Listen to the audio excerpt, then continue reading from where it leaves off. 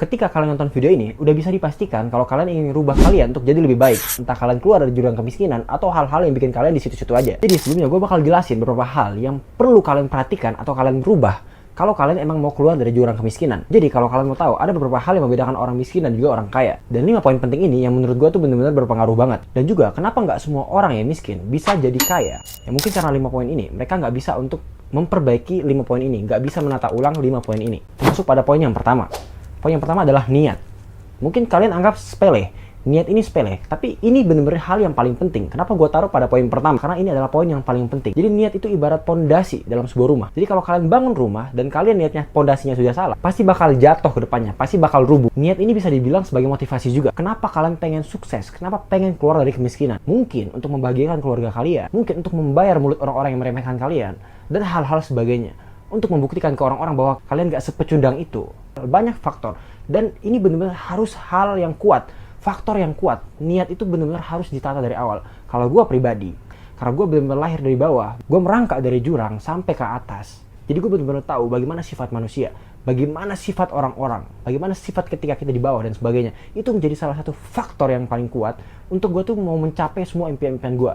Jadi gak semua orang, dia itu mau sukses untuk berfoya-foya, enggak. Tapi banyak dari mereka yang ingin sukses itu untuk membayar beberapa hal yang nggak bisa dibayar dengan uang. Membuktikan ke orang-orang yang meremehkan dia dan sebagainya. Jadi niat ini benar-benar harus ditata dengan rapih. Jadi kalian harus punya niat yang kuat. Jangan mau jadi orang yang nggak punya niat, yang nggak punya motivasi. Jangan pernah mau. Yang setiap hari nyalahin keadaan. Jangan pernah mau jadi seperti itu. Jadi ini harus benar-benar diubah. Kalau kalian udah punya niat, misalkan contohnya, kalian udah punya impian. Oh, gue harus kaya. Gue harus buka bisnis. Ketika kalian udah punya impian seperti itu, kalian harus tata niat kalian. Gimana caranya biar bisnis kalian harus konsisten. Kalian membangun secara konsisten. Bukan cuma sebatas ikut-ikutan teman buka bisnis, gue juga mau buka bisnis. Sedangkan teman kalian tuh mungkin dia cuma main-main aja. Mungkin orang tuanya kaya, kalian dari orang miskin. Terus kamu lihat teman kamu buka usaha, main-main, kamu ikutin seperti mereka. Jangan. Kamu harus punya niat sendiri. Percaya sama diri kamu sendiri. Nggak boleh ikutin orang lain. Hal apapun itu. Ingat, kamu hidup itu semua tergantung dari dirimu sendiri. Jangan pernah ikutin orang lain. Mungkin boleh kamu minta saran dan sebagainya. Ya bisa merubah hidup kamu sendiri. Itu adalah kamu sendiri. Gak bisa orang lain. Kita masuk pada poin yang kedua, yaitu pola pikir. Pola pikir ini, banyak yang jadiin ini sebagai bahan bercandaan. Mindset, tergantung mindset, ini itu, genset dan sebagainya. Kalau kalian mau telaah lagi, mindset ini suatu hal yang kuat banget. Sangat-sangat powerful. Bahkan studi mengatakan, beberapa orang yang sakit, kalau kalian tahu penyakit asam lambung, kalau kalian mau tahu, itu penyakit yang berasal dari pikiran, dari pola pikir kita. Gimana cara kita berpikir? Itu adalah salah satu bukti bahwa kekuatan pikiran itu benar-benar luar biasa. Kalian kalau tahu gimana kuatnya, gimana powerful mindset atau pola pikir, kalian gak akan sembarangan. Kalian gak akan menganggap itu sebagai bercandaan. Karena benar, orang-orang sukses dimanapun itu, mereka punya similarity mindset yang sama. Jadi kalian gak boleh meremehkan soal ini. Contoh mindset yang perlu kalian ubah. Kalau misalkan kalian sekarang masih muda, terus kalian ketemu orang yang memang kerjaannya tiap hari nyalahin keadaan, kerjaannya tiap hari main aja, nggak mau berubah, kerjaannya tiap hari cuma ya mengandalkan harta orang tua mereka dan sebagainya. Terus kamu yang lahir miskin, kamu mau ngikut cara hidup mereka, pola pikir mereka seperti itu, kamu nggak akan bisa. Memang kamu harus merubah gitu loh. Syukur-syukur kalau misalkan orang tua kamu itu kaya raya, 7 turunan, yang uangnya nggak bakal habis. Tapi sekaya-kayanya, kalau kamu nggak bisa ngelola, pasti bakal habis juga. Kurang lebih kayak gitu. Gimana cara kita bisa berubah, bisa menjadi lebih baik, itu adalah ngatur mindset kita, pola pikir kita, untuk nggak gampang nyerah, untuk selalu nyari solusi di setiap kegagalan kita. Jadi setiap gagal, jangan selalu ngerasa bahwa, saya ini udah nggak ada basic di sini, saya udah gini, saya udah gitu. Terus bilang, tapi kan dia tuh bisa sukses di sana karena ini, tapi kan begini, tapi kan begini. Selalu ada tapi-tapi. Ini hal yang seperti ini, yang bikin kalian tuh nggak bisa maju. Harus ubah pola pikir kalian. Anggaplah kalian terlahir di dunia ini tuh benar-benar kosong. Dan kalian nggak perlu dengerin orang-orang lain. Kenapa? Hidup kalian yang tentukan sendiri. Jadi kalian kalau mau buka bisnis, udah coba dulu aja. Kalian nggak perlu ngomong-ngomong ke orang. Apalagi ngomong ke orang yang nggak sepemikiran sama kamu. Itu malah lebih goblok lagi. Karena apa? Ketika kamu ngomong sama orang yang nggak sepemikiran sama kamu, dia bakal bilang, wah kamu nggak akan bisa buka bisnis itu. Karena apa? Itu orang yang buka bisnis itu, orang tuanya tuh kaya. Kitanya orang miskin, gini. Akhirnya kamu membatasi pikiran kamu sendiri. Di situ tuh yang bikin kita tuh nggak bisa maju. Ubah mindset dan pola pikir kalian. Jangan suka nyalain keadaan. Selalu cari solusi di setiap kegagalan kamu. Ketika kamu membangun bisnis nanti atau hal apapun itu, gagal itu adalah makanan sehari-hari. Tapi gagal itu bukan jadi alasan untuk kalian berhenti ngelakuin sesuatu. Karena emang kita tuh harus benar-benar nyari solusi dari sana. Kita tuh belajar dari kegagalan. Kamu mau cari pengusaha dimanapun, mereka tuh dapat ilmu dan sebagainya itu dari kegagalan. Kegagalan itu bukan berarti kita jelek, gagal, enggak. Itu adalah suatu hal yang membangun kita. Justru yang dicari dari sebuah proses itu adalah kegagalan. Kenapa? Karena dengan kegagalan itu kita bisa mengerti, oh kenapa gagalnya seperti ini, solusinya seperti ini. Jadi kita nggak boleh menghindar dari gagal. Kegagalan itu adalah bagian dari proses. Kita masuk pada poin ketiga, lingkungan. Lingkungan ini juga sangat-sangat penting. Gue nggak jarang banget ketemu orang yang pemikirannya bagus, niatnya bagus, tapi ketika ketemu lingkungan yang salah, hancur hidupnya. Circle-nya salah, hancur hidupnya. Untuk kalian harus pintar-pintar pilih lingkungan. Gue pernah dengar ada satu kata seperti ini. Ketika kita berteman sama orang yang jual parfum, kita akan bau parfum. Tapi ketika kita berteman sama orang yang jual durian, kita juga pasti akan bau durian. Sama persis dengan kehidupan kita sekarang. Ketika kita berkumpul dengan orang-orang yang ngomongin soal bisnis, ngomongin soal gimana cara mengembangkan hidup mereka, itu kita bakal otomatis ngikut ke situ. Tapi kalau kamu gabungnya sama orang yang tiap hari main judi slot, orang yang tiap hari pinjol, orang yang tiap hari kerjaan nyalahin keadaan, yang tiap hari benar-benar nggak ada kemajuan dalam hidupnya, kamu bakal seperti itu. Jadi kalau soal lingkungan ini dan kamu sedang berproses, alangkah baiknya kamu tarik diri kamu kunci diri kamu sendiri. Gak usah berhubungan sama mereka dulu, gak usah berhubungan sama siapa-siapa, berhubunganlah sama diri kamu sendiri. Itu hal yang paling baik daripada kamu ketemu circle yang salah atau lingkungan yang salah. Oke lah, kalau kamu ketemu lingkungan yang baik yang bisa saling sharing bareng-bareng. Kamu gak bisa ketemu lingkungan seperti itu, mending kamu gak usah bersosialisasi dulu. Kamu fokuskan pada diri kamu sendiri.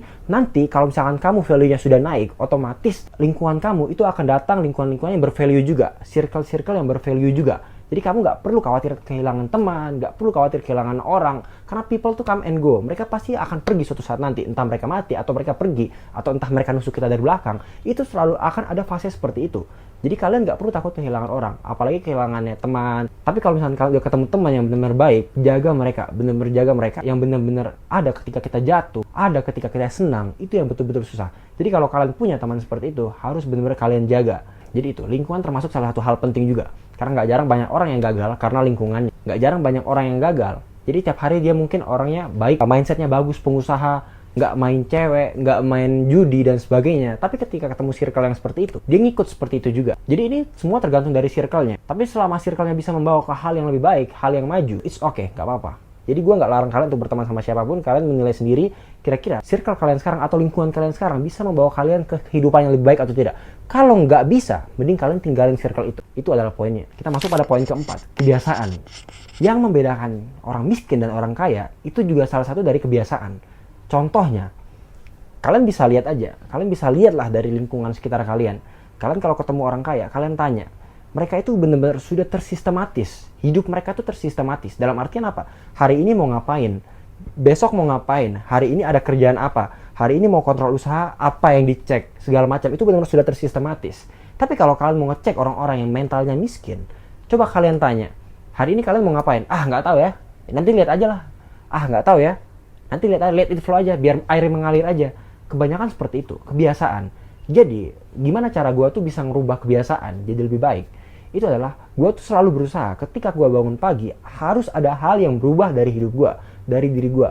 Kalau misalkan gue nggak bisa dapat penghasilan lebih, minimal gue dapat teman yang bermanfaat kemarin. Jadi ketika gue bangun pagi, harus ada hal yang di-upgrade dalam diri gue. Gue dapat teman yang bervalue, teman yang baik, teman yang bisa sharing. Atau misalkan kalau gue nggak dapat teman, minimal gue dapat ilmu. Kalau gue nggak dapat ilmu, minimal gue dapat uang kemarin. Kalau gue nggak dapat uang, minimal gue dapat pengalaman.